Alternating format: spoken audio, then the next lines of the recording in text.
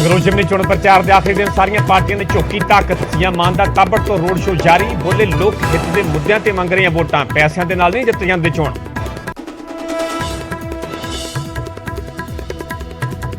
ਬਰਨਾਲਾ ਦੇ ਵਿੱਚ ਬੀਜੇਪੀ ਉਮੀਦਵਾਰ ਕੇਵਲ ਢਿੱਲੋਂ ਨੇ ਕੱਢਿਆ ਰੋਡ ਸ਼ੋਅ। ਭਾਜਪਾ ਦੀ ਜਿੱਤ ਦਾ ਕੀਤਾ ਦਾਅਵਾ। ਸੂਬੇ ਦੀ ਕਾਨੂੰਨ ਵਿਵਸਥਾ ਨੂੰ ਲੈ ਕੇ ਆਪ ਤੇ ਚੁੱਕੇ ਸਵਾਲ। ਚੋਣ ਪ੍ਰਚਾਰ ਦੇ ਆਖਰੀ ਦਿਨ ਸੁਖਬੀਰ ਸਿੰਘ ਬਾਦਲ ਨੇ ਝੋਕੀ ਪੂਰੀ ਤਾਕਤ। ਅਕਾਲੀ ਦਲ ਦੀ ਜਿੱਤ ਦਾ ਕੀਤਾ ਦਾਅਵਾ। ਬੋਲੇ ਤੀਜੇ ਜਾਂ ਚੌਥੇ ਨੰਬਰ ਤੇ ਆਵੇਗੀ ਆਮ ਆਦਮੀ ਪਾਰਟੀ। ਸੰਗਰੂਰ ਦੇ ਸਿਆਸੀ ਦੰਗਲ ਦੇ ਵਿੱਚ ਕਾਂਗਰਸ ਨੇ ਵੀ ਝੋਕੀ ਪੂਰੀ ਤਾਕਤ। ਦਲਵੀਰ ਗੋਲਡੀ ਦੇ ਹੱਕ ਦੇ ਵਿੱਚ ਰਾਜਾ ਵੜਿੰਗ ਦਾ ਤਾਬੜਤੋੜ ਪ੍ਰਚਾਰ।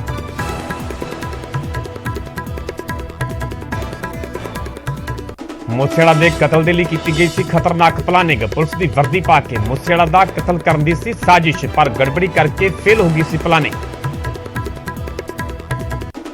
ਮੂਸੇਵਾਲਾ ਕਤਲकांड ਨੂੰ ਲੈ ਕੇ ਵੱਡਾ ਖੁਲਾਸਾ। ਜੇਲ੍ਹ ਦੇ ਵਿੱਚ ਬੈਠੇ ਗੈਂਗਸਟਰ ਮੰਨਾ ਤੇ ਸਾਰਜ ਮਿੰਟੂ ਨੇ ਦਿੱਤਾ ਪਲਾਨਿੰਗ ਨੂੰ ਅੰਜਾਮ। ਭਾਊ ਨੇ ਸ਼ੂਟਰਾਂ ਨੂੰ ਮੁਹੱਈਆ ਕਰਵਾਈ ਕਰੋਲਾ ਗੱਡੀ। ਗੋਲਡੀ ਬਰਾੜ ਰੱਖ ਰਿਹਾ ਸੀ ਪੂਰੀ ਨਿਗਰਾਨੀ। ਕਰਪਸ਼ਨ ਦੇ ਮਾਮਲੇ 'ਚ ਵਿਜੀਲੈਂਸ ਦਾ ਵੱਡਾ ਐਕਸ਼ਨ। ਠੇਕੇਦਾਰ ਤੋਂ ਰਿਸ਼ਵਤ ਲੈਣ ਦੇ ਇਲਜ਼ਾਮਾਂ ਦੇ ਹੇਠ ਸੀਨੀਅਰ ਆਈਐਐਸ ਅਧਿਕਾਰੀ ਸੰਜੇ ਪੋਪਲੀ ਗ੍ਰਿਫਤਾਰ। ਮਾਹਲੀ ਕੋਰਟ ਨੇ 4 ਦਿਨਾਂ ਦੇ ਰਿਮਾਂਡ ਤੇ ਭੇਜਿਆ। ਸਾਬਕਾ ਮੰਤਰੀ ਵਿਜੇ ਸਿੰਗਲਾ ਨੂੰ ਅੱਜ ਹਾਈ ਕੋਰਟ ਤੋਂ ਨਹੀਂ ਮਿਲੀ ਜ਼ਮਾਨਤ। ਪੰਜਾਬ ਸਰਕਾਰ ਨੇ ਦਾਖਲ ਕੀਤੀ ਸਟੇਟਸ ਰਿਪੋਰਟ। ਮਾਮਲੇ ਦੇ ਵਿੱਚ 4 ਜੁਲਾਈ ਨੂੰ ਹੋਵੇਗੀ ਸੁਣਵਾਈ। ਕੋਰਟ ਨੇ ਕਿਹਾ ਇੱਕ ਕੰਟਰੋਵਰਸ਼ੀਅਲ ਮੈਟਰ। ਸਿੱਪੀ ਸਿੱਧੂ ਕਤਲ ਮਾਮਲੇ ਦੇ ਵਿੱਚ ਕਲਿਆਣੀ ਸਿੰਘ ਨੂੰ ਚੰਡੀਗੜ੍ਹ ਕੋਰਟ ਦੇ ਵਿੱਚ ਕੀਤਾ ਗਿਆ ਪੇਸ਼। ਕੋਰਟ ਨੇ ਨਿਆਂਇਕ ਹਿਰਾਸਤ ਦੇ ਵਿੱਚ ਭੇਜਿਆ। ਹੁਣ 5 ਜੁਲਾਈ ਨੂੰ ਹੋਵੇਗੀ ਅਗਲੀ ਸੁਣਵਾਈ।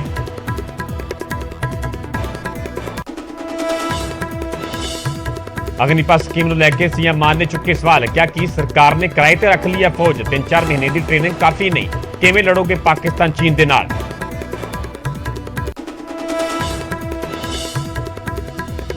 ਪੰਜਾਬ 'ਚ ਗੁਰਪਤਵੰਤ ਪੰਨੂ ਦੇ ਖਿਲਾਫ ਇੱਕ ਹੋਰ ਕੇਸ ਦਰਜ। ਨਫ਼ਰਤ ਫੈਲਾਉਣ ਤੇ ਸ਼ਾਂਤੀ ਭੰਗ ਕਰਨ ਦੇ ਇਲਜ਼ਾਮਾਂ ਦੇ ਤਹਿਤ ਸੰਗਰੂਰ ਦੇ ਵਿੱਚ ਦਰਜ ਹੋਈ ਐਫਆਈਆਰ। ਕੱਲ ਕਾਲੀ ਮਾਤਾ ਮੰਦਿਰ ਦੇ ਗੇਟ ਤੇ ਲਿਖੇ ਗਏ ਸੀ ਖਾਲਿਸਤਾਨੀ ਨਾਅਰੇ।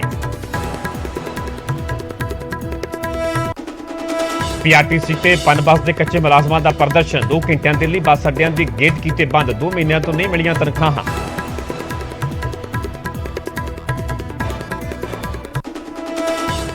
ਯੋਗ ਦਿਵਸ ਮੌਕੇ ਪੀਐਮ ਮੋਦੀ ਨੇ ਕਰਨਾਟਕ ਦੇ ਮੈਸੂਰ ਪੈਲੇਸ ਦੇ ਵਿੱਚ ਕੀਤਾ ਯੋਗ। ਕਿਹਾ ਯੋਗ ਬਣਿਆ ਜੀਵਨ ਦਾ ਆਧਾਰ। ਦੁਨੀਆ ਦੇ ਹਰ ਕੋਨੇ ਦੇ ਵਿੱਚ ਯੋਗ ਦੀ ਗੂੰਜ।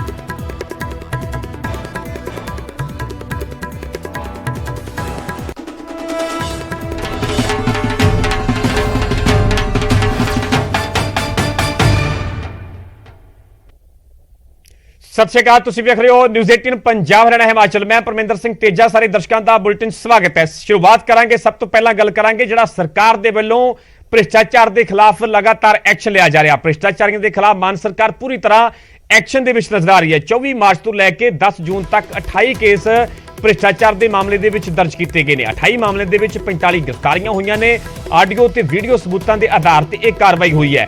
ਕਰਪਸ਼ਨ ਹੈਲਪਲਾਈਨ ਦੇ ਜ਼ਰੀਏ ਹੁਣ ਤੱਕ 28 ਕੇਸ ਦਰਜ ਕੀਤੇ ਜਾ ਚੁੱਕੇ ਨੇ। ਸੋ ਕਰਪਸ਼ਨ ਦੇ ਮਾਮਲੇ ਦੇ ਵਿੱਚ ਲਗਾਤਾਰ ਜਿਵੇਂ ਸਰਕਾਰ ਦਾ ਵੱਲੋਂ ਕਿਹਾ ਜਾ ਰਿਹਾ ਹੈ ਕਿ ਇਸ ਦੇ ਵਿੱਚ ਜ਼ੀਰੋ ਟੋਲਰੈਂਸ ਹੈ। ਜਿਹੜਾ ਵੀ ਕੋਈ ਭ੍ਰਿਸ਼ਟਾਚਾਰ ਕਰੇਗਾ, ਚਾਹੇ ਉਹ ਕੋਈ ਆਈਐਸ ਅਧਿਕਾਰੀ ਹੈ, ਚਾਹੇ ਕੋਈ ਮੌਜੂਦਾ ਮੰਤਰੀ ਹੈ, ਚਾਹੇ ਕੋਈ ਸਾਬਕਾ ਮੰਤਰੀ ਹੈ, ਸਾਬਕਾ ਵਿਧਾਇਕ ਹੈ, ਹਰ ਇੱਕ ਦੇ ਖਿਲਾਫ ਐਕਸ਼ਨ ਹੋਵੇਗਾ। ਸੋ ਇਸ ਨੂੰ ਲੈ ਕੇ ਹੁਣ ਤੱਕ ਦੇ ਐਕਸ਼ਨ ਦੀ ਗੱਲ ਕੀਤੀ ਜਾਵੇ ਤਾਂ 24 ਮਾਰਚ ਤੋਂ ਲੈ ਕੇ 10 ਜੂਨ ਤੱਕ 28 ਕੇਸ ਭ੍ਰਿਸ਼ਟਾਚਾਰ ਦੇ ਮਾਮਲੇ ਦੇ ਵਿੱਚ ਦਰਜ ਹੋ ਚੁੱਕੇ ਨੇ। 28 ਮਾਮਲੇ ਦੇ ਵਿੱਚ 45 ਗ੍ਰਿਫਤਾਰੀਆਂ ਹੋਈਆਂ ਨੇ। ਆਡੀਓ ਤੇ ਵੀਡੀਓ ਸਬੂਤਾਂ ਦੇ ਆਧਾਰ ਤੇ ਕਾਰਵਾਈ ਹੋਈ ਹੈ। ਕਰਪਸ਼ਨ ਹੈਲਪਲਾਈਨ ਦੇ ਜ਼ਰੀਏ ਹੁਣ ਤੱਕ 28 ਕੇਸ ਦਰਜ ਹੋਏ ਨੇ, ਕਿਉਂਕਿ ਪਿਛਲੇ ਦਿਨ ਹੀ ਖੁਦ ਮੁੱਖ ਮੰਤਰੀ ਭਗਵੰਤ ਮਾਨ ਦੇ ਵੱਲੋਂ ਸੀਐਮ ਹੈਲਪਲਾਈਨ ਨੰਬਰ ਜਾਰੀ ਕੀਤਾ ਗਿਆ ਸੀਗਾ। ਉਹਨਾਂ ਦਾ ਇਹ ਕਹਿਣਾ ਸੀਗਾ ਜੇਕਰ ਕਿਸੇ ਵੀ ਧਿਆਨ ਦੇ ਵਿੱਚ ਆਉਂਦਾ, ਕੋਈ ਰਿਸ਼ਵਤ ਮੰਗਦਾ, ਕੋਈ ਭ੍ਰਿਸ਼ਟਾਚਾਰ ਕਰਦਾ ਹੈ ਤਾਂ ਉਸ ਨੂੰ ਲੈ ਕੇ ਸਬੂਤ ਆਡੀਓ ਜਾਂ ਵੀਡੀਓ ਉਸ ਨੰਬਰ ਤੇ ਭੇਜੀ ਜਾਵੇ ਤਾਂ ਉਸ ਦੇ ਆਧਾਰ ਤੇ ਅਗਲੀ ਕਾਰਵਾਈ ਕੀਤੀ ਜਾਵੇਗੀ, ਸਖਤ ਤੋਂ ਸਖਤ ਐਕਸ਼ਨ ਲਿਆ ਜਾਵੇਗਾ।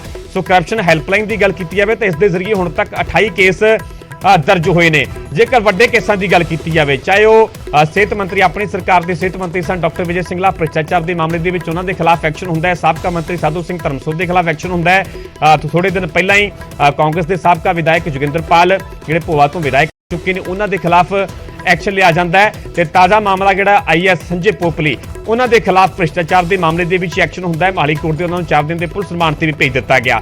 ਇਸ ਤੋਂ ਇਲਾਵਾ ਹੁਣ ਤੱਕ ਦੇ ਪੂਰੇ ਅੰਕੜੇ ਦੀ ਗੱਲ ਕੀਤੀ ਜਾਵੇ ਤਾਂ 24 ਮਾਰਚ ਤੋਂ ਲੈ ਕੇ 10 ਜੂਨ ਤੱਕ 28 ਕੇਸ ਭ੍ਰਿਸ਼ਟਾਚਾਰ ਦੇ ਮਾਮਲੇ ਦੇ ਵਿੱਚ ਦਰਜ ਕੀਤੇ ਗਏ ਨੇ। 28 ਮਾਮਲਿਆਂ ਦੇ ਵਿੱਚ 45 ਗ੍ਰਿਫਤਾਰੀਆਂ ਹੋਈਆਂ ਨੇ। ਆਡੀਓ ਤੇ ਵੀਡੀਓ ਸਬੂਤਾਂ ਦੇ ਆਧਾਰ ਤੇ ਇਸ ਨੂੰ ਆਧਾਰ ਬਣਾਉਂਦੇ ਹੀ ਜਿਹੜੇ ਵੱਖ-ਵੱਖ ਮਾਮਲਿਆਂ ਦੇ ਵਿੱਚ ਐਕਸ਼ਨ ਲਿਆ ਗਿਆ ਹੈ। ਕਰਪਸ਼ਨ ਹੈਲਪਲਾਈਨ ਦੇ ਜ਼ਰੀਏ ਹੁਣ ਤੱਕ 28 ਕੇਸ ਦਰਜ ਹੋਏ ਨੇ। ਸੋ ਇਸ ਹੈਲਪਲਾਈਨ ਦੇ ਜ਼ਰੀਏ ਹੀ ਤਾਜ਼ਾ ਮਾਮਲੇ ਦੀ ਗੱਲ ਕੀਤੀ ਜਾਵੇ, ਜਿਹੜਾ ਆਈਐਸ ਸੰਜੇ ਪੋਪਲੀ ਦਾ ਮਾਮਲਾ ਆਇਆ ਤੇ ਠੇਕੇਦਾਰ ਤੋਂ ਰਿਸ਼ਵਤ ਲੈਣ ਦੇ ਇਲਜ਼ਾਮ ਲੱਗੇ ਨੇ। ਠੇਕੇਦਾਰ ਦੇ ਵੱਲੋਂ ਵੀ ਇਸੇ ਹੀ ਨੰਬਰ ਤੇ, ਇਸੇ ਹੈਲਪਲਾਈਨ ਨੰਬਰ ਤੇ ਸ਼ਿਕਾਇਤ ਦਰਜ ਕਰਵਾਈ ਗਈ। ਇੱਕ ਪ੍ਰੂਫ ਦੇ ਤੌਰ ਤੇ ਜਿਹੜੀ ਆ ਆਡੀਓ ਵੀ ਭੇਜੀ ਗਈ ਤੇ ਉਸ ਦੇ ਆਧਾਰ ਤੇ ਆਈਐਸ ਦੇ ਖਿਲਾਫ ਹੀ ਐਕਸ਼ਨ ਹੋਇਆ ਹੈ। ਸੋ ਲਗਾਤਾਰ ਐਕਸ਼ਨ ਦੇ ਵਿੱਚ ਨਜ਼ਰ ਆ ਰਹੀ ਹੈ ਮਾਨ ਸਰਕਾਰ। ਸਿੱਧੇ ਤੌਰ ਤੇ, ਸਾਫ਼ ਤੌਰ ਤੇ ਸੀਐਮ ਭਗਵੰਤ ਮਾਨ ਦਾ ਕਹਿਣਾ ਹੈ ਕਿ ਕਰਪਸ਼ਨ ਦੇ ਮਾਮਲੇ ਦੇ ਵਿੱਚ ਜ਼ੀਰੋ ਟੋਲਰੈਂਸ ਹੈ, ਚਾਹੇ ਉਹ ਕੋਈ ਵੀ ਹੋਵੇ। ਭ੍ਰਿਸ਼ਟਾਚਾਰ ਨੂੰ ਕਿਸੇ ਵੀ ਕੀਮਤ ਤੇ ਕਿਸੇ ਵੀ ਮਾਮਲੇ ਦੇ ਵਿੱਚ ਬਰਦਾਸ਼ਤ ਨਹੀਂ ਕੀਤਾ ਜਾਵੇਗਾ। ਸੋ ਹੁਣ ਤੱਕ ਦੀ ਗੱਲ ਕੀਤੀ ਜਾਵੇ ਤਾਂ ਇੱਕ ਵੱਡਾ ਐਕਸ਼ਨ ਵੀ ਜਿਹੜਾ ਉਹ ਸਰਕਾਰ ਦਾ ਕਰਪਸ਼ਨ ਦੇ ਖਿਲਾਫ, ਭ੍ਰਿਸ਼ਟਾਚਾਰ ਦੇ ਖਿਲਾਫ ਨਜ਼ਰ ਆ ਰਿਹਾ ਹੈ। ਚਾਹੇ ਉਹ ਮੌਜੂਦਾ ਮੰਤਰੀ ਦੀ ਗੱਲ ਹੋਵੇ, ਸਾਬਕਾ ਮੰਤਰੀ ਦੀ ਗੱਲ ਹੋਵੇ, ਚਾਹੇ ਉਹ ਤਾਜ਼ਾ ਮੌਜੂਦਾ ਆਈਐਸ ਦੀ ਗੱਲ ਹੋਵੇ। ਸੋ ਲਗਾਤਾਰ ਐਕਸ਼ਨ ਦੇ ਵਿੱਚ ਨਜ਼ਰ ਆ ਰਹੀ ਹੈ ਮਾਨ ਸਰਕਾਰ ਤੇ ਜ਼ਿਕਰ ਇਹੀ ਕੀਤਾ ਜਾ ਰਿਹਾ ਹੈ ਕਿ ਜੇਕਰ ਕੋਈ ਵੀ ਕਰਪਸ਼ਨ ਕਰੇਗਾ, ਕੋਈ ਵੀ ਭ੍ਰਿਸ਼ਟਾਚਾਰ ਕਰੇਗਾ ਤਾਂ ਉਸ ਦੇ ਮਾਮਲੇ ਦੇ ਵਿੱਚ ਕੋਈ ਵੀ ਟੋਲਰੈਂਸ ਨਹੀਂ ਹੋਵੇਗੀ, ਕਿਸੇ ਨੂੰ ਵੀ ਬਰਦਾਸ਼ਤ ਨਹੀਂ ਕੀਤਾ ਜਾਵੇਗਾ। ਜ਼ੀਰੋ ਟੋਲਰੈਂਸ ਹੋਵੇਗੀ ਭ੍ਰਿਸ਼ਟਾਚਾਰ ਕਰਪਸ਼ਨ ਦੇ ਮਾਮਲਿਆਂ ਦੇ ਵਿੱਚ। ਲਗਾਤਾਰ ਜਿਵੇਂ ਕਿ ਕੱਲ ਅਰਵਿੰਦ ਕੇਜਰੀਵਾਲ ਪਹੁੰਚੇ ਸਨ, ਸੰਗਰੂਰ ਰੋਡ ਸ਼ੋਅ ਕੱਢਿਆ ਜਾ ਰਿਹਾ ਸੀਗਾ, ਉਹਨਾਂ ਦੇ ਵੱਲੋਂ ਵੀ ਜਿਹੜੀਆਂ ਹੁਣ ਤੱਕ ਦੇ ਕਾਰਜਕਾਲ ਦੀਆਂ ਪ੍ਰਾਪਤੀਆਂ ਵੀ ਗਣਾਈਆਂ ਗਈਆਂ। ਉਹਨਾਂ ਨੇ ਵੀ ਇਹੀ ਕਿਹਾ ਕਿ ਕਰਪਸ਼ਨ ਕਿਸੇ ਵੀ ਕੀਮਤ ਤੇ ਬਰਦਾਸ਼ਤ ਨਹੀਂ ਕੀਤੀ ਜਾਵੇਗੀ, ਚਾਹੇ ਕੋਈ ਆਪਣਾ ਹੋਵੇ, ਚਾਹੇ ਕੋਈ ਪਿਛਲੀਆਂ ਸਰਕਾਰਾਂ ਦੇ ਵਿੱਚ ਹੋਵੇ, ਚਾਹੇ ਕੋਈ ਸਾਬਕਾ ਮੰਤਰੀ ਜਾਂ ਸਾਬਕਾ ਵਿਧਾਇਕ ਹੋਵੇ। ਨਾਲ ਤੁਹਾਨੂੰ ਅੰਕੜਾ ਵੀ ਦੱਸ ਰਹੇ ਹਾਂ, ਜੇਕਰ ਹੁਣ ਤੱਕ ਦੀ ਗੱਲ ਕੀਤੀ ਜਾਵੇ ਤਾਂ 24 ਮਾਰਚ ਤੋਂ ਲੈ ਕੇ 10 ਜੂਨ ਤੱਕ ਕਰਪਸ਼ਨ ਦੇ ਮਾਮਲੇ ਦੇ ਵਿੱਚ 28 ਕੇਸ ਜਿਹੜੇ ਆ ਉਹ ਪੁਲਿਸ ਵੱਲੋਂ ਦਰਜ ਕੀਤੇ ਗਏ। 28 ਮਾਮਲੇ ਦੇ ਵਿੱਚ 45 ਗ੍ਰਿਫਤਾਰੀਆਂ ਹੋਈਆਂ ਨੇ। ਆਡੀਓ ਤੇ ਵੀਡੀਓ ਸਬੂਤਾਂ ਦੇ ਆਧਾਰ ਤੇ ਐਕਸ਼ਨ ਲਿਆ ਗਿਆ, ਇਹ ਕਾਰਵਾਈ ਕੀਤੀ ਗਈ ਹੈ। ਕਰਪਸ਼ਨ ਹੈਲਪਲਾਈਨ ਦੇ ਜ਼ਰੀਏ ਹੁਣ ਤੱਕ 28 ਕੇਸ ਦਰਜ ਕੀਤੇ ਜਾ ਚੁੱਕੇ ਨੇ। ਸੋ ਐਕਸ਼ਨ ਆਪਣੇ ਆਪ ਸਰਕਾਰ ਦਾ ਗਰਾਊਂਡ ਜ਼ੀਰੋ ਤੇ ਨਜ਼ਰ ਆ ਰਿਹਾ ਹੈ। ਇਸੇ ਖਬਰ ਤੇ ਹੋਰ ਜ਼ਿਆਦਾ ਜਾਣਕਾਰੀ ਲਈ ਸਾਡੇ ਸਹਿਯੋਗੀ ਨਪਿੰਦਰ ਬਰਾੜ ਜੁੜ ਚੁੱਕੇ ਨੇ। ਨਪਿੰਦਰ, ਗੱਲ ਕਰਪਸ਼ਨ ਦੀ ਕੀਤੀ ਜਾਵੇ, ਭ੍ਰਿਸ਼ਟਾਚਾਰ ਦੀ ਕੀਤੀ ਜਾਵੇ ਤਾਂ ਸਰਕਾਰ ਦਾ ਲਗਾਤਾਰ ਐਕਸ਼ਨ ਨਜ਼ਰ ਆ ਰਿਹਾ, ਜਿਵੇਂ ਕਿ ਅਸੀਂ ਅੰਕੜੇ ਵੀ ਦੱਸ ਰਹੇ ਹਾਂ ਕਿ ਹੁਣ ਤੱਕ ਜਿਹੜੇ 28 ਕੇਸ ਹੈ ਕਰਪਸ਼ਨ ਦੇ ਮਾਮਲੇ ਦੇ ਵਿੱਚ ਦਰਜ ਹੋਏ ਨੇ। ਵਿਸਤਾਰ ਦੇ ਨਾਲ ਸਮਝਣਾ ਚਾਹਾਂਗੇ, ਜੇਕਰ ਵੱਡੇ ਕੇਸਾਂ ਦੀ ਗੱਲ ਕੀਤੀ ਜਾਵੇ, ਇਸ ਤੋਂ ਇਲਾਵਾ ਹੋਰ ਕੇਸਾਂ ਦੀ ਗੱਲ ਕੀਤੀ ਜਾਵੇ ਤਾਂ ਹੁਣ ਤੱਕ ਜਿੰਨਾ ਵੀ ਸਰਕਾਰ ਦਾ ਕਾਰਜਕਾਲ ਹੋਇਆ, ਹੁਣ ਤੱਕ ਕਿਸ ਤਰ੍ਹਾਂ ਦਾ ਐਕਸ਼ਨ ਜਿਹੜਾ ਉਹ ਕਰਪਸ਼ਨ ਦੇ ਮਾਮਲੇ ਦੇ ਵਿੱਚ ਹੋਇਆ ਹੈ? ਦੇਖੋ, ਬਿਲਕੁਲ ਰਵਿੰਦਰ, ਇਸ ਗੱਲ ਦੇ ਵਿੱਚ ਕੋਈ ਦੋ ਰਾਏ ਨਹੀਂ ਕਿ ਮਾਨ ਸਰਕਾਰ ਬਣੀ ਨੂੰ ਬੇਸ਼ੱਕ ਥੋੜਾ ਟਾਈਮ ਹੋਇਆ ਹੋਵੇ, ਪਰ ਕਰਪਸ਼ਨ ਦੇ ਮਾਮਲੇ ਦੇ ਵਿੱਚ ਵੱਡੇ ਐਕਸ਼ਨ ਜਿਹੜੇ ਨਜ਼ਰ ਆ ਰਹੇ ਨੇ। ਦੇਖੋ, ਸਭ ਤੋਂ ਵੱਡਾ ਐਕਸ਼ਨ ਕੀ ਹੁੰਦਾ ਹੈ? ਸਭ ਤੋਂ ਵੱਡਾ ਐਕਸ਼ਨ ਹੁਣ ਤੱਕ ਇਹ ਮੰਨਿਆ ਜਾਂਦਾ ਸੀ ਕਿ ਪਿਛਲੀ ਸਰਕਾਰ ਦੇ ਕਿਸੇ ਸਾਬਕਾ ਮੰਤਰੀ ਦੇ ਖਿਲਾਫ ਕਾਰਵਾਈ ਕਰ ਦੇਣੀ, ਜਾਂ ਪਿਛਲੀ ਸਰਕਾਰ ਦੇ ਵਿੱਚ ਕਿਸੇ ਵੱਡੇ ਅਹੁਦੇ ਤੇ ਤੈਨਾਤ ਸ਼ਖਸ ਦੇ ਖਿਲਾਫ ਕਾਰਵਾਈ ਕਰ ਦੇਣੀ। ਪਰ ਸ਼ਾਇਦ ਪਹਿਲੀ ਵਾਰ ਹੋਇਆ ਹੋਵੇਗਾ ਕਿ ਸਰਕਾਰ ਨੇ 3 ਮਹੀਨੇ ਦੇ ਅੰਦਰ ਅੰਦਰ ਆਪਣੇ ਹੀ ਮੌਜੂਦਾ ਕੈਬਨਿਟ ਮੰਤਰੀ ਤੇ ਕਰਪਸ਼ਨ ਦੇ ਅਧੀਨ ਜਿਹੜਾ ਹੈਗਾ ਕਾਰਵਾਈ ਕਰ ਦਿੱਤੀ ਹੋਵੇ, ਉਸ ਨੂੰ ਟਰਮੀਨੇਟ ਕਰ ਦਿੱਤਾ ਹੋਵੇ, ਉਸ ਨੂੰ ਕੇਸ ਦਰਜ ਕਰਕੇ ਜੇਲ੍ਹ ਦੀਆਂ ਸਲਾਖਾਂ ਪਿੱਛੇ ਭੇਜ ਦਿੱਤਾ ਹੋਵੇ। ਤਾਂ ਇਹ ਮੈਨੂੰ ਲੱਗਦਾ ਹੈ ਕਿ ਆਪਣੇ ਆਪ ਦੇ ਵਿੱਚ ਇੱਕ ਵੱਡੀ ਐਗਜ਼ਾਮਪਲ ਸੈੱਟ ਕੀਤੀ ਮਾਨ ਸਰਕਾਰ ਨੇ ਭ੍ਰਿਸ਼ਟਾਚਾਰ ਦੇ ਖਿਲਾਫ। ਦੂਜੇ ਪਾਸੇ ਦੇਖੋ, ਜਿਹੜੀ ਸਰਕਾਰ ਨੇ ਆਪਦਾ ਮੌਜੂਦਾ ਮੰਤਰੀ ਨਹੀਂ ਬਖਸ਼ਿਆ, ਤਾਂ ਉੱਥੋਂ ਇੱਕ ਗੱਲ ਤਾਂ ਕਲੀਅਰ ਹੈ ਕਿ ਸਾਬਕਾ ਮੰਤਰੀਆਂ ਦੇ ਮਾਮਲੇ ਦੇ ਵਿੱਚ ਅਗਰ ਕੋਈ ਵੀ ਚੀਜ਼ ਸਾਹਮਣੇ ਆਉਂਦੀ ਹੈ ਤਾਂ ਸ਼ਾਇਦ ਉੱਥੇ ਢਿੱਲ ਦੀ ਕੋਈ ਸੰਭਾਵਨਾ ਬਚਦੀ ਨਹੀਂ। ਔਰ ਉਸੇ ਦਾ ਇੱਕ ਨਤੀਜਾ ਦੇਖਣ ਨੂੰ ਮਿਲਿਆ ਕਿ ਸਾਧੂ ਸਿੰਘ ਧਰਮਸੋਤ ਹੋਣੀ ਸਾਬਕਾ ਮੰਤਰੀ ਜਿਹੜੇ ਨੇ ਉਹ ਇਸ ਵੇਲੇ ਜੇਲ੍ਹ ਦੀਆਂ ਸਲਾਖਾਂ ਦੇ ਪਿੱਛੇ ਨੇ। ਇੱਕ ਹੋਰ ਮੰਤਰੀ ਸੰਗ ਸਿੰਘ ਗਿਲਜੀਆਂ ਖਿਲਾਫ ਕੇਸ ਦਰਜ ਕੀਤਾ ਗਿਆ। ਔਰ ਇਸ ਤੋਂ ਇਲਾਵਾ ਇਹ ਵੀ ਦਾਅਵਾ ਕੀਤਾ ਗਿਆ ਭਗਵੰਤ ਮਾਨ ਹੋਰਾਂ ਦੇ ਵੱਲੋਂ ਕਿ 3-4 ਮੰਤਰੀ ਜਿਹੜੇ ਨੇ ਸਾਬਕਾ, ਉਹ ਅਜੇ ਵੀ ਸਾਡੀ ਰਡਾਰ ਤੇ ਨੇ, ਜਿਨ੍ਹਾਂ ਦੀ ਜਾਂਚ ਚੱਲ ਰਹੀ ਆ।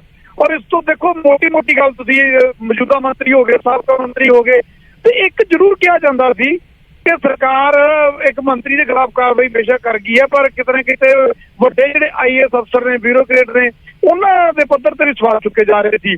ਔਰ ਜਿਹੜੀ ਕੱਲ ਕਾਰਵਾਈ ਕੀਤੀ ਗਈ ਹੈ, ਦੇਖੋ, ਇੱਕ ਸੀਨੀਅਰ ਆਈਏਐਸ ਅਧਿਕਾਰੀ ਦੇ ਖਿਲਾਫ ਕਾਰਵਾਈ ਹੋਈ, ਉਸ ਨੂੰ ਅਰੈਸਟ ਕਰ ਲਿਆ ਗਿਆ, ਉਸਦਾ ਰਿਮਾਂਡ ਹੈ ਜਿਹੜਾ ਉਹ ਅੱਜ ਹੀ ਲਿਆ ਗਿਆ।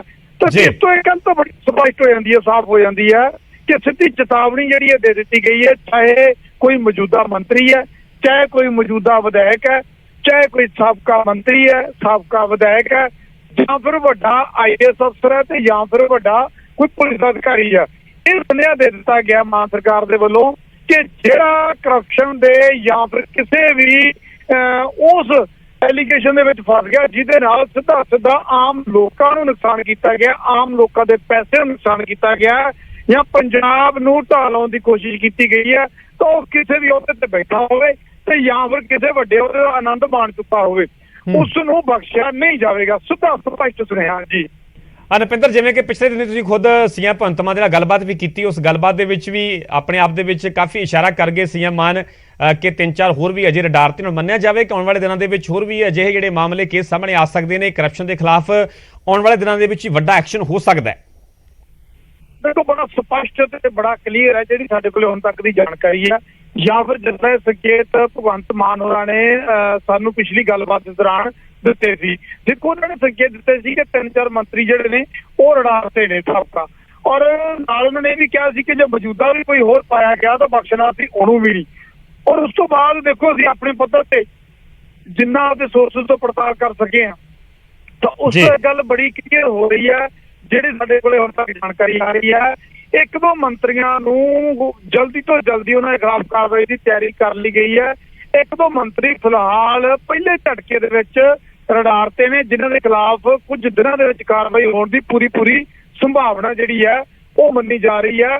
ਇਸ ਤਰ੍ਹਾਂ ਦੀ ਸਾਡੇ ਕੋਲ ਜਿਹੜੀ ਇਨਫੋਰਮੇਸ਼ਨ ਆ ਰਹੀ ਹੈ ਉਹਦੇ ਮੁਤਾਬਕ ਕਿਤੇ ਨਾ ਕਿਤੇ ਇਹ ਤੈਅ ਕਰ ਲਿਆ ਗਿਆ ਕਿ 1-2 ਮੰਤਰੀ ਜਿਹੜੇ ਨੇ ਆਉਣ ਵਾਲੇ ਕੁਝ ਦਿਨਾਂ ਦੇ ਵਿੱਚ ਮਾਨ ਸਰਕਾਰ ਦੀ ਰਡਾਰ ਤੇ ਆਉਣ ਵਾਲੇ ਨੇ। ਜੀ ਨਪਿੰਦਰ, 1-2 ਜਿਹੜਾ ਮੰਤਰੀਆਂ ਦਾ ਜ਼ਿਕਰ ਕਰ ਰਹੇ ਹੋ, ਮੌਜੂਦਾ ਮੰਤਰੀ ਜਾਂ ਸਾਬਕਾ ਮੰਤਰੀ?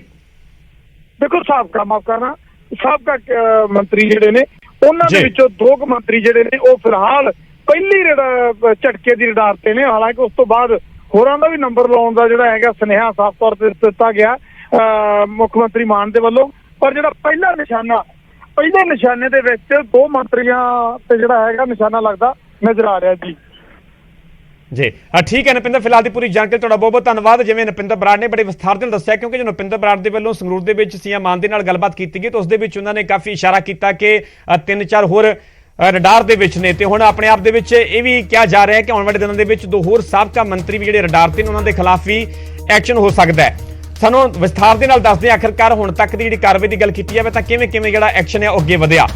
24 ਮਾਰਚ ਨੂੰ ਜਲੰਧਰ ਤਹਿਸੀਲ ਦੀ ਕਲਰਕ ਤੇ ਜਿਹੜਾ ਕੇਸ ਦਰਜ ਹੋਇਆ, ਨੌਕਰੀ ਬਦਲੇ 4 ਲੱਖ ਰੁਪਏ ਮੰਗਣ ਦੇ ਜਿਹੜੇ ਸਿੱਧੇ ਤੌਰ ਤੇ ਇਲਜ਼ਾਮ ਲੱਗੇ। ਆਡੀਓ ਵੀਡੀਓ ਸਬੂਤ ਦੇ ਆਧਾਰ ਤੇ ਕੇਸ ਦਰਜ ਕੀਤਾ ਗਿਆ ਤੇ 24 ਮਾਰਚ ਨੂੰ ਇੱਕ ਕਲਰਕ ਨੂੰ ਗ੍ਰਿਫਤਾਰ ਕਰ ਲਿਆ ਗਿਆ। ਇਸ ਤੋਂ ਜਿਹੜਾ ਆਪਣੇ ਆਪ ਦੇ ਵਿੱਚ ਆਗਾਜ਼ ਕਿਹਾ ਜਾ ਸਕਦਾ ਹੈ, ਕਰਪਸ਼ਨ ਦੇ ਖਿਲਾਫ ਕਾਰਵਾਈ ਦਾ ਸ਼ੁਰੂਆਤ ਕਹੀ ਜਾ ਸਕਦੀ ਹੈ। 24 ਮਾਰਚ ਨੂੰ ਜਲੰਧਰ ਤਹਿਸੀਲ ਦੀ ਕਲਰਕ ਤੇ ਕੇਸ ਦਰਜ ਕੀਤਾ ਗਿਆ ਸੀ। ਨੌਕਰੀ ਬਦਲੇ 4 ਲੱਖ ਰੁਪਏ ਤੱਕ ਦੇ ਮੰਗਣ ਦੇ ਜਿਹੜੇ ਸਿੱਧੇ ਤੌਰ ਤੇ ਇਲਜ਼ਾਮ ਲੱਗੇ। ਆਡੀਓ ਵੀਡੀਓ ਸਬੂਤ ਦੇ ਆਧਾਰ ਤੇ ਕੇਸ ਦਰਜ ਕੀਤਾ ਜਾਂਦਾ ਤੇ 24 ਮਾਰਚ ਨੂੰ ਇੱਕ ਕਲਰਕ ਨੂੰ ਗ੍ਰਿਫਤਾਰ ਕਰ ਲਿਆ ਜਾਂਦਾ, ਜਿਸ ਤੋਂ ਬਾਅਦ ਆਗਾਜ਼ ਹੋਇਆ ਤੇ ਆਗਾਜ਼ ਅਜਿਹਾ ਹੋਇਆ ਕਿ ਲਗਾਤਾਰ ਕਰਪਸ਼ਨ ਨੂੰ ਲੈ ਕੇ, ਭ੍ਰਿਸ਼ਟਾਚਾਰ ਨੂੰ ਲੈ ਕੇ, ਚਾਹੇ ਉਹ ਮੌਜੂਦਾ ਮੰਤਰੀ ਹੋਵੇ, ਚਾਹੇ ਉਹ ਸਾਬਕਾ ਮੰਤਰੀ ਹੋਵੇ, ਚਾਹੇ ਉਹ ਸਾਬਕਾ ਵਿਧਾਇਕ ਹੋਵੇ, ਚਾਹੇ ਉਹ ਮੌਜੂਦਾ IAS ਹੋਵੇ, ਸੋ ਲਗਾਤਾਰ ਕਰਪਸ਼ਨ ਦੇ ਮਾਮਲੇ ਦੇ ਵਿੱਚ ਗਰਾਊਂਡ ਜ਼ੀਰੋ ਤੇ ਉਹ ਐਕਸ਼ਨ ਨਜ਼ਰ ਆ ਰਿਹਾ ਤੇ ਵਾਰ-ਵਾਰ ਸਰਕਾਰ ਦੇ ਵੱਲੋਂ ਸੀਐਮ ਮਾਨ ਦੇ ਵੱਲੋਂ ਇਹ ਕਿਹਾ ਜਾ ਰਿਹਾ ਹੈ ਕਿ ਕਰਪਸ਼ਨ ਨੂੰ, ਭ੍ਰਿਸ਼ਟਾਚਾਰ ਨੂੰ ਕਿਸੇ ਵੀ ਕੀਮਤ ਤੇ ਬਰਦਾਸ਼ਤ ਨਹੀਂ ਕੀਤਾ ਜਾਵੇਗਾ, ਚਾਹੇ ਉਹ ਕੋਈ ਆਪਣਾ ਹੋਵੇ, ਚਾਹੇ ਉਹ ਪਿਛਲੀਆਂ ਸਰਕਾਰਾਂ ਦਾ ਕੋਈ ਸਾਬਕਾ ਮੰਤਰੀ ਹੋਵੇ, ਸਾਬਕਾ ਵਿਧਾਇਕ ਹੋਵੇ।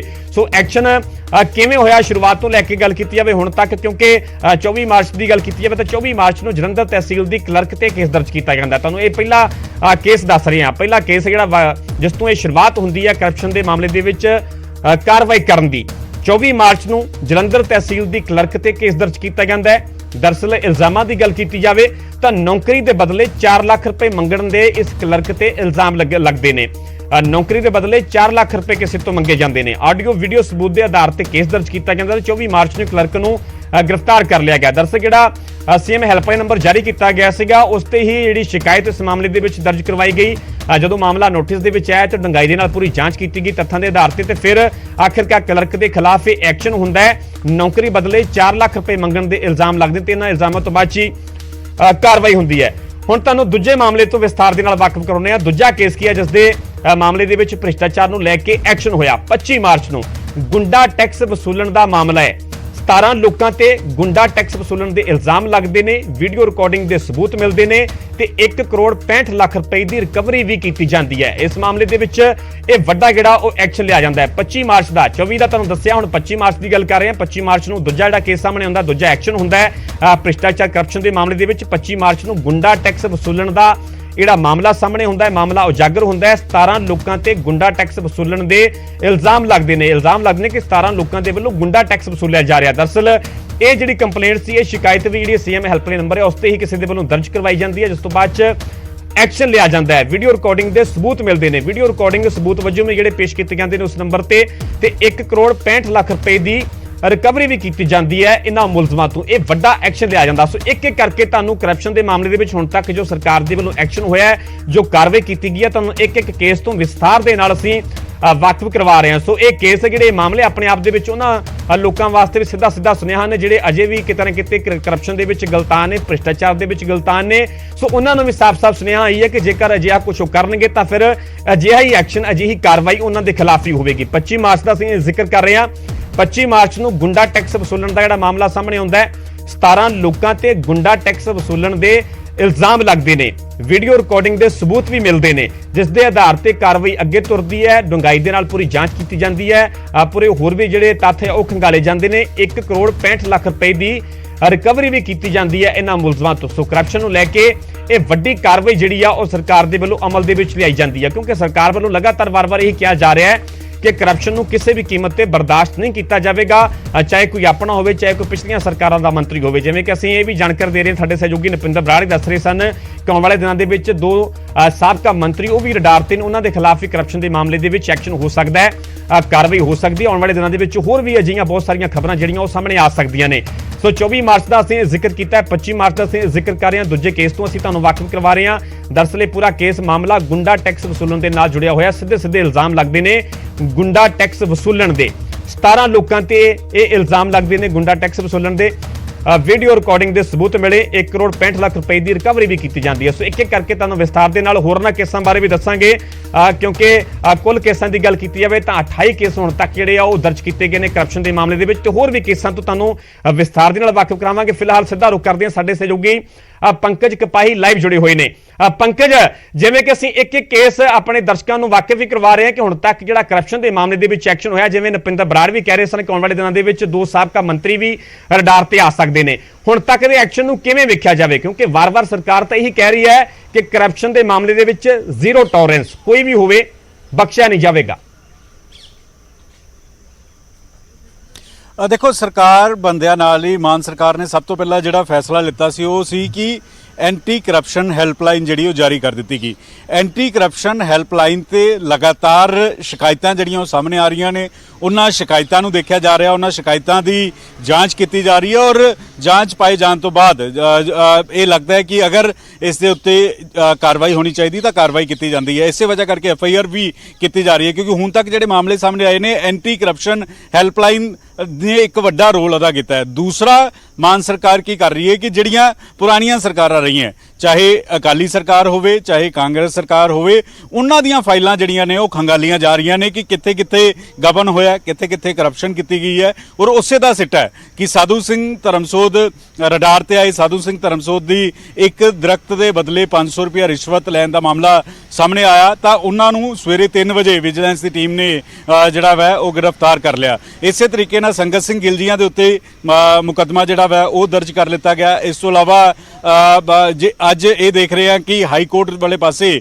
ਭਾਰਤ ਭੂਸ਼ਣ ਆਸ਼ੂ ਜਿਹੜੇ ਸਾਬਕਾ ਮੰਤਰੀ ਨੇ ਉਹ ਜਾ ਰਹੇ ਨੇ, ਉਹਨਾਂ ਦਾ ਵੀ ਇੱਕ ਕੇਸ ਜਿਹੜਾ ਉਹ ਚਰਚਾ 'ਚ ਆ ਰਿਹਾ। ਹਾਲਾਂਕਿ ਅਜੇ ਤੱਕ ਅਫੀਸ਼ੀਅਲ ਤੌਰ ਤੇ ਕੋਈ ਐਕਸ਼ਨ ਜਿਹੜਾ ਵਾ ਉਹ ਸਰਕਾਰ ਵੱਲੋਂ ਨਹੀਂ ਲਿੱਤਾ ਗਿਆ। ਇਸੇ ਤਰੀਕੇ ਨਾਲ ਇੱਕ ਹੋਰ ਸਾਬਕਾ ਮੰਤਰੀ ਨੇ, ਉਹਨਾਂ ਦੀਆਂ ਵੀ ਫਾਈਲਾਂ ਜਿਹੜੀਆਂ ਨੇ ਉਹ ਇਸ ਵੇਲੇ ਸਰਕਾਰ ਖੰਗਾਲ ਰਹੀ ਹੈ ਔਰ ਜਿੱਥੇ ਦੋਸ਼ੀ ਪਾਏ ਗਏ ਜਾਂ ਜਿੱਥੇ ਇਲਜ਼ਾਮ ਸਾਬਤ ਹੋਏ ਉਹਨਾਂ ਦੇ ਉੱਤੇ ਵੀ FIR ਦਰਜ ਕੀਤੀ ਜਾਏਗੀ ਔਰ ਉਹਨਾਂ ਨੂੰ ਵੀ ਵਿਜੀਲੈਂਸ ਦੀ ਟੀਮ ਜਿਹੜੀ ਹੈ ਉਹ ਗ੍ਰਿਫਤਾਰ ਆਉਣ ਵਾਲੇ ਦਿਨਾਂ ਦੇ ਵਿੱਚ ਕਰ ਸਕਦੀ ਹੈ। ਔਰ ਸਰਕਾਰ ਵੱਲੋਂ ਜਿਹੜੇ ਆંકੜੇ ਹੁਣ ਤੱਕ ਸਾਹਮਣੇ ਆ ਰਹੇ ਨੇ ਕਿ ਐਂਟੀ ਕਰਪਸ਼ਨ ਹੈਲਪਲਾਈਨ ਦੇ ਜ਼ਰੀਏ ਜਿਹੜੇ ਮਾਮਲੇ ਸਾਹਮਣੇ ਆਏ ਨੇ, ਅੱਜ ਵੀ ਇੱਕ ਤਸਵੀਰ ਦੇਖੀ ਕਿ ਕੱਲ ਕਿਸ ਤਰੀਕੇ ਦੇ ਨਾਲ ਇੱਕ ਅਫਸਰ ਨੂੰ ਗ੍ਰਿਫਤਾਰ ਕੀਤਾ ਗਿਆ। ਉਹਨਾਂ ਨੇ ਕਿਵੇਂ 7 ਕਰੋੜ ਦੀ ਰਿਸ਼ਵਤ ਲਈ ਸੀ ਜਾਂ 1% ਰਿਸ਼ਵਤ ਲੈਣ ਦਾ ਟੈਂਡਰ ਦੇ ਬਦਲੇ ਜਿਹੜੇ ਨੇ ਉਹ ਪੈਸੇ ਮੰਗੇ ਸੀਗੇ, ਕਿਉਂਕਿ ਪੰਜਾਬ 'ਚ ਜਿਹੜੀ ਸਭ ਤੋਂ ਜ਼ਿਆਦਾ ਰਿਸ਼ਵਤਖੋਰੀ ਜਾਂ ਕਰਪਸ਼ਨ ਦੇ ਮਾਮਲੇ ਸਾਹਮਣੇ ਆ ਰਹੇ ਆ ਉਹ ਹੈ ਕਿ ਟ੍ਰਾਂਸਫਰ।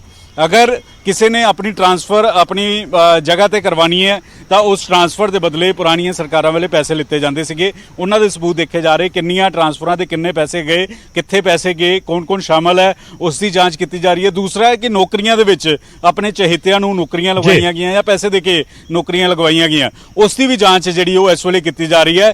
ਤੀਸਰਾ, ਮਾਈਨਿੰਗ ਨੂੰ ਲੈ ਕੇ ਜਿਹੜੇ ਮੰਤਰੀ ਨੇ, ਮਾਈਨਿੰਗ ਮੰਤਰੀ ਨੇ ਹਰਜੋਤ ਬੈਂਸ, ਉਹ ਲਗਾਤਾਰ ਕਹਿ ਰਹੇ ਨੇ ਕਿ ਜ਼ੀਰੋ ਟੋਲਰੈਂਸ ਪਾਲਿਸੀ ਰਹੇਗੀ। ਮਾਈਨਿੰਗ ਨੂੰ ਲੈ ਕੇ ਮਾਮਲੇ ਜਿਹੜੇ ਉਹ ਦਰਜ ਕੀਤੇ ਜਾ ਰਹੇ ਨੇ। ਇਸ ਤੋਂ ਇਲਾਵਾ ਫੋਰੈਸਟ ਡਿਪਾਰਟਮੈਂਟ ਨੂੰ ਲੈ ਕੇ ਅਸੀਂ ਪਿਛਲੇ ਦਿਨਾਂ 'ਚ ਦੇਖਿਆ ਕਿ ਫੋਰੈਸਟ ਡਿਪਾਰਟਮੈਂਟ ਐਕਸ਼ਨ ਦੇ ਵਿੱਚ ਨਜ਼ਰ ਆਇਆ, ਉਹਨਾਂ ਨੇ ਮਾਮਲਾ ਜਿਹੜਾ ਉਹ ਦਰਜ ਕੀਤਾ। ਤਾਂ ਇਸ ਵੇਲੇ ਜ਼ੀਰੋ ਟੋਲਰੈਂਸ ਦੇ ਉੱਤੇ ਕਿ ਕਰਪਸ਼ਨ ਨੂੰ ਲੈ ਕੇ ਜ਼ੀਰੋ ਟੋਲਰੈਂਸ ਜਿਹੜਾ ਉਹ ਰਹੇਗਾ, ਇਸੇ ਦੀ ਤਸਵੀਰ ਜਿਹੜੀ ਉਹ ਨਜ਼ਰ ਆ ਰਹੀ ਹੈ ਔਰ ਇਸੇ ਵਜ੍ਹਾ ਕਰਕੇ ਵਿਰੋਧੀ ਪਾਰਟੀਆਂ ਨਿਸ਼ਾਨੇ ਤੇ ਲੈ ਰਹੀਆਂ। ਵਿਰੋਧੀ ਪਾਰਟੀਆਂ ਕਹਿ ਰਹੀਆਂ ਕਿ ਸਿਆਸੀ ਬਦਲਾਖੋਰੀ ਕੀਤੀ ਜਾ ਰਹੀ ਹੈ, ਟਾਰਗੇਟ ਜਿਹੜਾ ਉਹ ਕੀਤਾ ਜਾ ਰਿਹਾ ਹੈ। ਦੂਜੇ ਪਾਸੇ ਸਰਕਾਰ ਇਹ ਕਹਿ ਰਹੀ ਹੈ ਕਿ ਅਗਰ ਕਿਸੇ ਨੇ ਰਿਸ਼ਵਤਖੋਰੀ ਕੀਤੀ ਹੈ, ਅਗਰ ਕਿਸੇ ਨੇ ਪੈਸੇ ਲਏ ਨੇ ਤਾਂ ਉਹਨਾਂ ਦੇ ਉੱਤੇ ਐਕਸ਼ਨ ਹੋਏਗਾ। ਅਗਰ ਕੋਈ ਸਾਫ਼ ਹੈ ਤਾਂ ਫਿਰ ਉਸ ਨੂੰ ਡਰਨ ਦੀ ਜ਼ਰੂਰਤ ਨਹੀਂ ਹੈ। ਸਰਕਾਰ ਦਾ ਤਰਕ ਹੈ। ਮੁੱਖ ਮੰਤਰੀ ਇਹ ਤਰਕ ਦੇ ਰਹੇ ਨੇ ਕਿ ਉਹਨਾਂ ਦੇ ਕੋਲ ਫਾਈਲਾਂ ਆ ਰਹੀਆਂ ਨੇ। ਉਹ ਇਸ ਗੱਲ ਦਾ ਜ਼ਿਕਰ ਕਰ ਰਹੇ ਨੇ, ਫਾਈਲਾਂ ਆ ਰਹੀਆਂ ਨੇ। 3-4 ਹੋਰ ਸਾਬਕਾ ਮੰਤਰੀ ਰਡਾਰ ਦੇ ਉੱਤੇ ਨੇ ਔਰ ਸਰਕਾਰ ਇਸ ਗੱਲ ਨੂੰ ਵੀ ਕਹਿ ਰਹੀ ਹੈ ਕਿ ਸਿਰਫ ਵਿਰੋਧੀ ਨਹੀਂ, ਅਗਰ ਉਹਨਾਂ ਦਾ ਆਪਣੀ ਕੈਬਨਿਟ ਦਾ ਕੋਈ ਮੰਤਰੀ ਦੋਸ਼ੀ ਪਾਇਆ ਜਾਂਦਾ ਹੈ ਤਾਂ ਉਸ ਦੇ ਉੱਤੇ ਵੀ ਐਕਸ਼ਨ ਹੋਏਗਾ। ਉਹ ਵਿਜੇ ਸਿੰਗਲਾ ਦੀ ਐਗਜ਼ਾਮਪਲ ਦੇ ਰਹੇ ਨੇ ਕਿ ਕੈਬਨਿਟ 'ਚ ਸੀ, ਸਿਹਤ ਮੰਤਰੀ ਸੀ, ਮੁੱਖ ਮੰਤਰੀ ਭਗਵੰਤ ਮਾਨ ਦੇ ਬੇहद ਕਰੀਬੀ ਸੀ, ਲੇਕਿਨ 1% ਜਦੋਂ ਇਹ ਪਤਾ ਲੱਗਾ ਕਿ ਇਹ ਪੈਸੇ ਲੈ ਰਹੇ ਨੇ, 1% ਕਮਿਸ਼ਨ ਜਿਹੜੀ ਉਹ ਲੈ ਰਹੇ ਨੇ, ਤਾਂ ਉਹਨਾਂ ਦੇ ਵੀ ਗਾਜ ਜਿਹੜੀ ਉਹ ਡਿੱਗੀ ਔਰ ਉਹਨਾਂ ਨੂੰ ਗ੍ਰਿਫਤਾਰ ਜਿਹੜਾ ਉਹ ਕਰ ਦਿੱਤਾ ਗਿਆ, ਕੈਬਨਿਟ 'ਚੋਂ ਬਾਹਰ ਕਰ ਦਿੱਤਾ ਗਿਆ। ਪੰਕਜ, ਜਿਵੇਂ ਅਸੀਂ ਜ਼ਿਕਰ ਕਰ ਰਹੇ ਹੁਣ ਤੱਕ ਦੀ ਗੱਲ ਕੀਤੀ ਜਾਵੇ ਤਾਂ ਕੁੱਲ 28 ਕੇਸ ਜਿਹੜੇ ਕਰਪਸ਼ਨ ਦੇ ਮਾਮਲੇ ਦੇ ਵਿੱਚ ਦਰਜ ਹੋਏ। ਜੇਕਰ ਪ੍ਰਕਿਰਿਆ ਦੀ ਗੱਲ ਕੀਤੀ ਜਾਵੇ, ਜਿਵੇਂ ਕਿ ਕੋਈ ਆਪਣੀ ਕੰਪਲੇਂਟ ਸ਼ਿਕਾਇਤ ਦਰਜ ਕਰਵਾਉਂਦਾ ਹੈ ਸੀਐਮ ਹੈਲਪਲਾਈਨ ਨੰਬਰ ਤੇ, ਉਸ ਤੋਂ ਬਾਅਦ ਚ ਜਿਹੜੀ ਪੂਰੀ ਜਾਂਚ ਹੈ ਮਾਮਲਿਆਂ ਦੀ, ਕੀ ਇਹ ਵਿਜੀਲੈਂਸ ਦੇ ਵੱਲੋਂ ਕੀਤੀ ਜਾਂਦੀ ਹੈ? ਦੇਖੋ, ਇਹ 28 ਤਾਂ ਆਫੀਸ਼ੀਅਲ FIR ਦਰਜ ਹੋਈਆਂ ਨੇ। ਇਸ ਤੋਂ ਇਲਾਵਾ ਕਈ ਦਰਜਨ ਅਜਿਹੇ ਮਾਮਲੇ ਨੇ ਜਿਨ੍ਹਾਂ ਦੀ ਇਸ ਵੇਲੇ ਜਾਂਚ ਚੱਲ ਰਹੀ ਹੈ, ਉਹਨਾਂ ਦੇ ਉੱਤੇ ਵੀ FIR ਹੋ ਸਕਦੀ ਹੈ। ਕਿਉਂਕਿ ਇਹ ਪੰਜਾਬ ਦੇ ਲੋਕ ਹਰ ਕੋਈ, ਕਿਉਂਕਿ ਕੋਈ ਅਗਰ ਇਸ ਗੱਲ ਨੂੰ ਲੈ ਕੇ ਲੱਗ ਰਿਹਾ ਕਿ ਉਹਨਾਂ ਨੇ ਕਿਤੇ ਰਜਿਸਟਰੀ ਕਰਵਾਣੀ ਸੀ ਜਾਂ ਤਬਾਦਲਾ ਕਰਾਉਣਾ ਸੀਗਾ ਤਾਂ ਪੈਸੇ ਮੰਗੇ ਗਏ, ਤਾਂ ਫਿਰ ਬਕਾਇਦਾ ਤੌਰ ਤੇ ਸਬੂਤ ਵੀ ਦੇਣੇ ਹੋਣਗੇ। ਅਜਿਹਾ ਨਹੀਂ ਕਿ ਕਿਸੇ ਦੇ ਉੱਤੇ ਸਿੱਧੇ ਇਲਜ਼ਾਮ ਲਾ ਦਿਓ ਔਰ ਸਰਕਾਰ ਐਕਸ਼ਨ ਲੈ ਲੇਗੀ, ਅਜਿਹਾ ਨਹੀਂ ਹੈ। ਅਗਰ ਕਿਸੇ ਨੇ ਪੈਸੇ ਲਏ ਨੇ ਤਾਂ ਉਸ ਦੀ ਆਡੀਓ ਵੀਡੀਓ ਵੀ ਦਿਖਾਣੀ ਹੋਏਗੀ, ਜਾਂ ਫਿਰ ਕੋਈ ਤੁਹਾਡੇ ਕੋਲ ਡਾਕੂਮੈਂਟ ਹੈ ਕਿ ਤੁਸੀਂ ਇਸ ਵਜ੍ਹਾ ਕਰਕੇ ਇੱਥੇ ਕਰਪਸ਼ਨ ਦੇ ਪੈਸੇ ਦਿੱਤੇ। ਵਿਜੀਲੈਂਸ ਦੀ ਟੀਮ ਐਕਟਿਵ ਹੈ। ਵਿਜੀਲੈਂਸ ਦੇ ਜਿਹੜੇ ਚੀਫ ਨੇ ਉਹ ਲਗਾਤਾਰ ਮੁੱਖ ਮੰਤਰੀ ਨੂੰ ਉਹ ਜਾਣਕਾਰੀ ਵੀ ਸਾਂਝੀ ਕਰਦੇ ਆ ਔਰ ਮੁੱਖ ਮੰਤਰੀ ਕਹਿ ਰਹੇ ਨੇ ਕਿ ਅਗਰ ਕਿਤੇ ਚਾਹੇ 1 ਰੁਪਏ ਦੀ ਵੀ ਚੋਰੀ ਹੈ ਤਾਂ ਐਕਸ਼ਨ ਜਿਹੜਾ ਹੋਏਗਾ, ਗਾਜ ਜਿਹੜੀ ਉਸ ਚਾਹੇ ਅਫਸਰ ਹੋਵੇ, ਚਾਹੇ ਕੋਈ ਲੀਡਰ ਹੋਵੇ, ਚਾਹੇ ਸਰਕਾਰ ਦਾ ਕੋਈ ਮੰਤਰੀ ਹੋਵੇ, ਚਾਹੇ ਸਰਕਾਰ ਦਾ ਕੋਈ ਲੀਡਰ ਹੋਵੇ, ਉਹਨਾਂ ਦੇ ਉੱਤੇ ਵੀ ਗਾਜ ਜਿਹੜੀ ਉਹ ਡਿੱਗੇਗੀ। ਇਹ ਮੁੱਖ ਮੰਤਰੀ ਨੇ ਵਿਜੀਲੈਂਸ ਚੀਫ ਨੂੰ ਕਹਿ ਦਿੱਤਾ ਹੈ। ਔਰ ਸਿਰਫ ਵਿਜੀਲੈਂਸ ਚੀਫ ਵੀ ਨਹੀਂ ਜਾਂਚ ਕਰ ਰਹੀ, ਬਲਕਿ ਅਗਰ ਕਿਉਂਕਿ ਇੱਕ ਬਕਾਇਦਾ ਤੌਰ ਤੇ ਟੀਮ ਬਣੀ ਹੈ ਐਂਟੀ ਕਰਪਸ਼ਨ ਹੈਲਪਲਾਈਨ ਨੂੰ ਜਿਹੜਾ ਦੇਖ ਰਹੀ ਹੈ, ਔਰ ਉਹ ਕੇਸ ਜਿਹੜਾ ਵਾ ਅਗਰ ਵਿਜੀਲੈਂਸ ਨੂੰ ਰੈਫਰ ਕਰਨਾ ਹੈ, ਵਿਜੀਲੈਂਸ ਨੂੰ ਰੈਫਰ ਕੀਤਾ ਜਾਂਦਾ ਹੈ। ਅਗਰ ਹੈਲਥ ਡਿਪਾਰਟਮੈਂਟ ਨੂੰ ਰੈਫਰ ਕਰਨਾ ਹੈ ਜਾਂ ਮਾਈਨਿੰਗ ਡਿਪਾਰਟਮੈਂਟ ਨੂੰ ਰੈਫਰ ਕਰਨਾ ਹੈ ਜਾਂ ਪੁਲਿਸ ਨੂੰ, ਸੰਬੰਧਿਤ ਪੁਲਿਸ ਨੂੰ ਰੈਫਰ ਕਰਨਾ ਹੈ, ਤਾਂ ਉਹ ਐਂਟੀ ਕਰਪਸ਼ਨ ਹੈਲਪਲਾਈਨ ਉਸ ਡਿਪਾਰਟਮੈਂਟ ਨੂੰ ਜਿਹੜਾ ਉਹ ਕੇਸ ਰੈਫਰ ਕਰ ਦਿੰਦੀ ਹੈ।